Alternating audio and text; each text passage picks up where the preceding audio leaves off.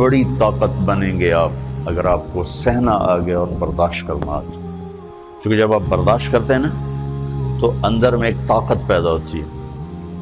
وہ طاقت آپ کی روح کو پرواز دیتی ہے اور اگلوں کے لیے تسخیر کا کام دیتی ہے. اور اگر آپ پھٹ گئے تو بم کے پھٹنے سے کیا ہوتا ہے؟ تباہی آتی.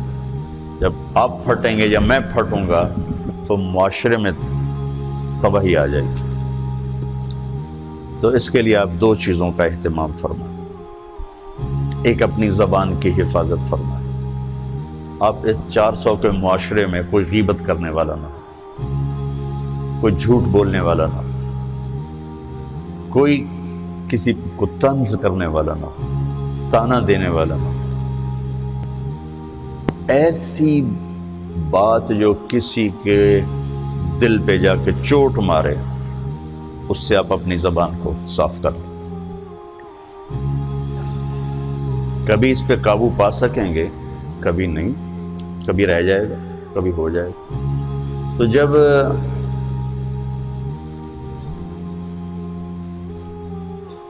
ہاتھ سے نکل جائے بات تو پھر اللہ نے ہمارے لیے توبہ کا دروازہ رکھا ہے.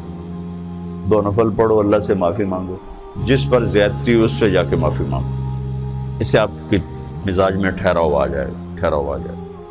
تو میں آپ سب سے یہ گزارش کرتا ہوں کہ اس معاشرے میں آپ اپنی زبان پہ قابو پانا سیکھیں. برائے میرا بہت فائدہ ہوگا. ایک زندگی گزری ہے، شام قریب ہے، تو پوری زندگی کے تجارب نچوڑ بھی اس میں شامل ہیں. اور تجارب نچوڑ کو گولی مارو اور دیوار پہ ڈال دو. میرے نبی کا فرمان اس کے لیے کافی ہے کہ آپ نے فرمایا کہ 2 چیزوں کی ضمانت دے دو، میں جنت کی ضمانت دیتا. ایک تمہارے جو 2 جبڑوں کے درمیان ہے، ایک تمہاری 2 ٹانگوں کے درمیان ہے، اسے پاک کر لو، میں جنت کا ضامن بن جاتا ہوں. اور معاذ بن جبل سے فرمایا کہ تمہیں پورے دین کا نچوڑ بتاؤں. کہ جی کیا؟ تو آپ نے اس حدیث کو میں نے پتہ نہیں ہزاروں لاکھوں دفعہ بیان کر دیا ہے اور ہر دفعہ بیان کیا ہے کہ اچھا یہ ایسے کر کے کیوں فرمایا؟ یہ پہلے کیا پھر کہا کف ھذا. اور کہا کس کو ہے؟ جن کے بارے میں آتا ہے کہ اس امت کے علماء کا جھنڈا قیامت کے دن معاذ بن جبل کے ہاتھ میں ہوگا. اتنے بڑے آدمی. 18 ہجری میں انتقال ہوا. 1434 ہجری میں اردن گیا تو ان کی قبر سے خوشبو آ رہی تھی. 1400 سال گزر گیا، ان کی قبر سے خوشبو کا آنا بند نہیں ہوا. اتنے بڑے آدمی کو کیسے سمجھایا؟ بچے کی طرح. معاذ اس زبان کے قابو. تو آپ سب کو، اپنے آپ کو بھی کہتے ہیں.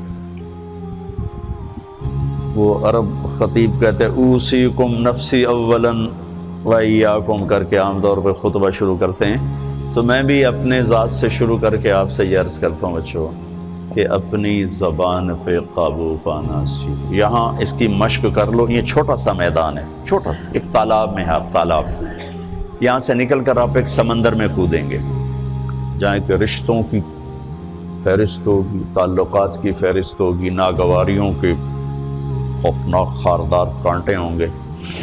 کہیں کہیں پھول ملیں گے ورنہ کانٹوں سے بھرا جہان ہے.